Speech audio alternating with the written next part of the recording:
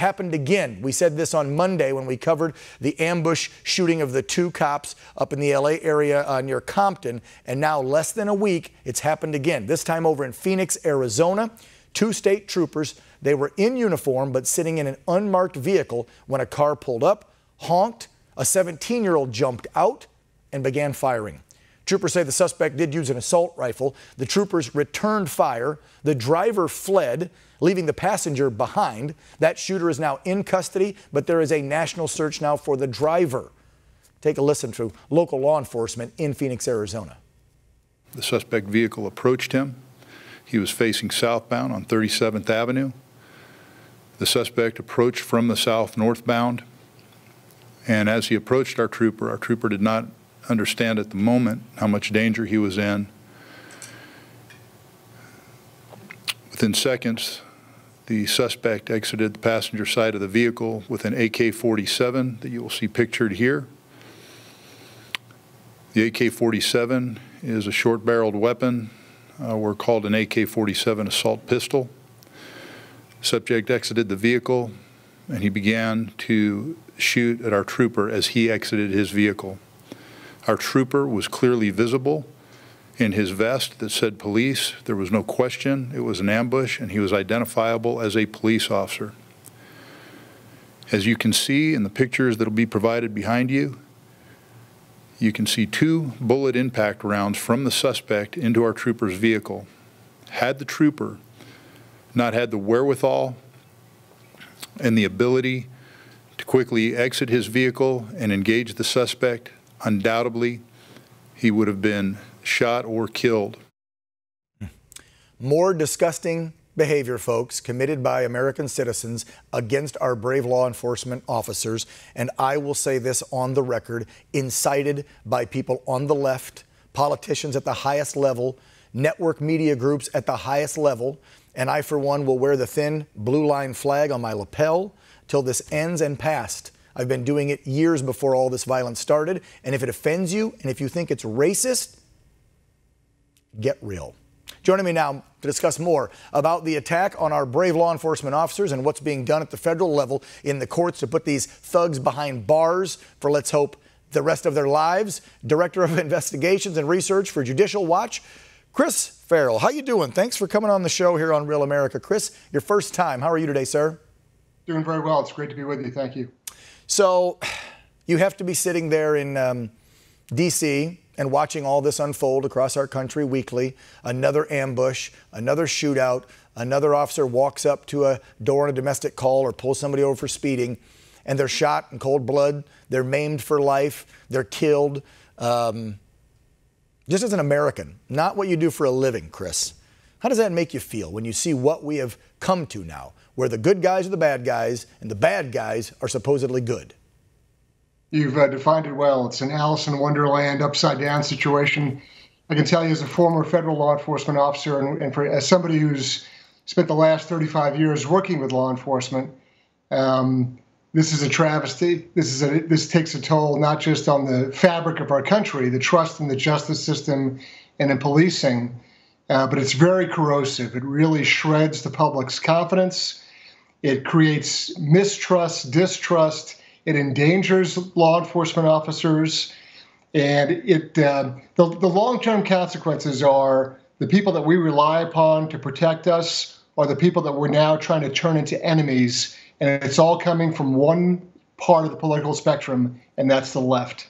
Yeah, I don't care how you slice it. They can come up with any excuse they want, but this is rhetoric from the left. And let me back up and say, because I know the first thing they say when any conservative or any Republican says that their rhetoric is getting people hurt or killed is, well, President Trump has been doing it since day one. With his tweets and his rhetoric, he's gotten people injured. And then, of course, when you push them to say, show me a tweet, show me a press conference where he said something that would incite the KKK or white nationalists or whatever they claim that he incites violence with, where you would have misconstrued that to go out and attack someone, and of course they have no proof. They have no sound bites. They have no tweets because there's nothing there except proof that shows our president has condemned white nationalists and Nazis and the KKK. But you can literally go back and look for comments from Harris, Biden, the media, where they're questioning cops motives, where they're point blank putting a bullseye on cops. And then this happens again in less than a week. What's being done at the federal level to make sure that, because I know there's still some liberal judges in places out there, that these guys don't get off easy for shooting and wounding or, God forbid, killing a police officer? I know the president's talked about stepping this up and making sure it's immediate death penalty, quick trial, let's go. I know that there's been efforts in Congress. There's a couple of senators who are advancing a bill that ensures and protects law enforcement officers' right, their immunity under the law. Certainly, Attorney General Barr has a great obligation here to really bring to bear any sort of terrorism issues with respect to how police are being treated. This is a form of domestic terror, and the domestic terror that is being offered up is such that it only can be dealt with at the level of the Attorney General. So you prosecuted these guys, you worked in law enforcement, you've been around this pretty much your whole life. Tell folks a little bit about what, if they don't know, Judicial Watch is all about. Sure. We're a public interest law firm and watchdog group. What we do is we go after government corruption. Our mission statement is that we promote integrity and accountability in government politics and the law. So we go after dirty politicians. We go after public records and make them available to the public. We do things like take the financial disclosure forms of every federal judge in the country and we put them online so there's accountability. In instances where folks have abused their authority or discretion, we go after them through the law. And we do things like take the 1.5 million names on the voting rolls in Los Angeles that are there improperly, and we force Los Angeles County to remove the 1.5 million fraudulent false names on their voting rolls. Yeah, so glad you brought up voting because we are just 46 days away, right? 45. Right. And the president spoke a lot about it last night on the campaign trail in Wisconsin. And then, of course, the left and the media immediately jump in and say he's false, he's lying, voting by mail is totally safe. If they listen past the headline, and that's right, I'm going to have you clarify for us, Chris, absentee voting, because I'm a vet, you get it, it's got your name on it, it's sent directly to you. Or if you want to do voting by mail, you have to request it. Your name is on it. It's mailed directly to you. It's for you only and sealed for you. These are just open ballots with nobody's name, whatever, and they're mailing them out in these states across the country. And so how do you confirm and guarantee that's the person that filled it out? And then some of them, no signature required, and they come back, and we've seen voter fraud in some of these primary races, like the president spoke about last night, anything from a mayoral race to some congressional races where you've got a couple hundred, a few thousand, even tens of thousands of missing ballots, of extra ballots coming back in. But then they tell us voter fraud cannot happen by mail. Your answer to that? Voting fraud is absolutely encouraged and actually promoted by mail. It is an enormously dangerous, risky ploy. It's a way to suppress voting by simply not returning ballots that you don't think would come from a favorable district, or going into an apartment complex and sweeping up, 20, 100, 500 ballots, and then filling them out the way you want and delivering them to the polling place. It's a wildly dangerous premise. I know the absentee ballot version you're talking about, because I'm a former Army officer, and I'd sign off on ballots witnessing that they were being filled out properly.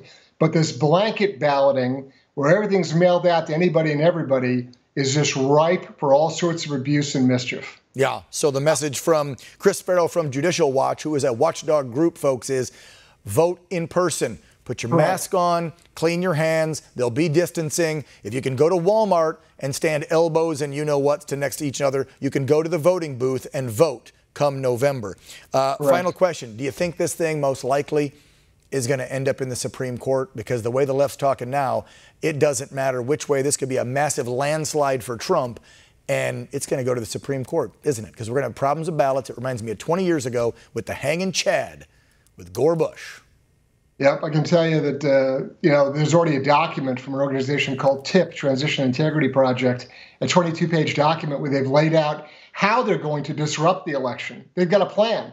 This isn't a maybe or a what if. They've got a point-by-point plan of how they will disrupt the election. And they keep citing to the idea that there's going to be street violence over this. We heard Sorry, Chris, we heard Kamala Harris say that in an interview not long ago. Remember, she said, the election won't matter. This violence and unrest is going to be now, during, and after the election. She said it. They're calling for it. I mean, they are a whisper away from actually inciting the violence themselves.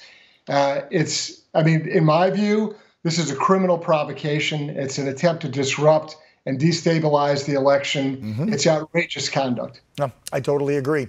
We're out of time. Chris Farrell, we thank you so much, the Director of Investigations and Research for Judicial Watch. Thank you for coming on our show for our first inaugural week here on One America. We hope to see you on Real America again real soon. Have a great weekend, Chris. Great to be with you. Thanks. Thank you, sir.